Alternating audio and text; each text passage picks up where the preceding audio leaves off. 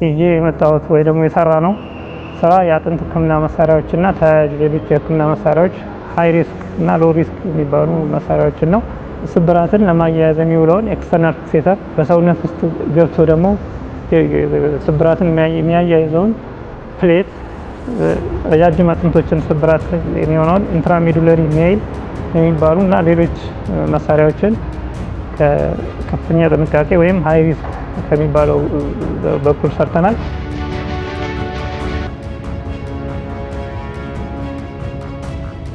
እነዚህ መሳሪያዎች አብዛኞቹ ከውጭ ነው የሚመጡት። ስለዚህ ዋጋቸው ውድ ነው።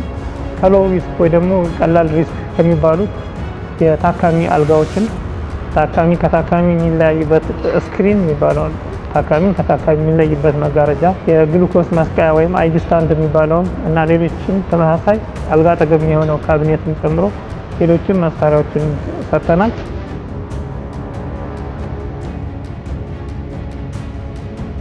እኛ የምንጠቀመው የግርጌም የራስጌም ድጋፋችንን ኤምዲኤፍ እንጨትን ነው።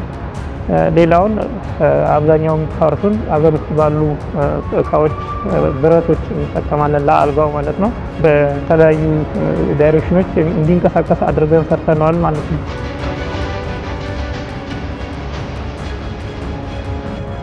ስለዚህ ኢምፖርትን ይተካል፣ የውጭ ምንዛሬንም ያድናል። ካለብን ደግሞ የሀገራችን ይሄ ከመኪና አደጋ የሚሆን የአደጋ ጫና በራሳችን አቅም በርካሽ እናክምበትን ሁኔታ ይፈጥርልናል ብለን ነው የተነሳ ነው። አሁን ለምሳሌ አንድ አልጋ ወደ 25 ሺህ ብር ነው የሚጨርስብን፣ ግን ገበያ ላይ ያለው ግን ከ80 እስከ 100 ሺህ ምናምን እንደዛ ከውጭ የሚመጣው ማለት ነው። ኤክስተርናል ፊክሴተርን ብንወስድ ወደ 10 ሺህ 15 ሺህ ምናምን ይሆናል። እኛ 5 ሺህ 4 ሺህ አካባቢ ያልቃል። በእኛ ጥሬ ዕቃ አምጥቶ ጥርስ ማውጣትና አሴምብል ማድረግ መገጣጠም ነው የሚሆነው ማለት ነው።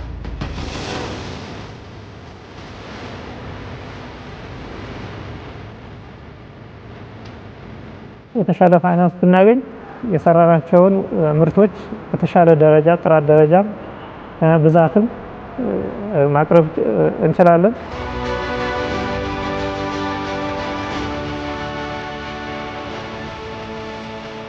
ስቲልስ ኢትዮጵያ ይህንን እድል አመቻችቶልን ይህንን ፕሮቶታይፖች እንድንሰራ ስላገዘን እናመሰግናለን።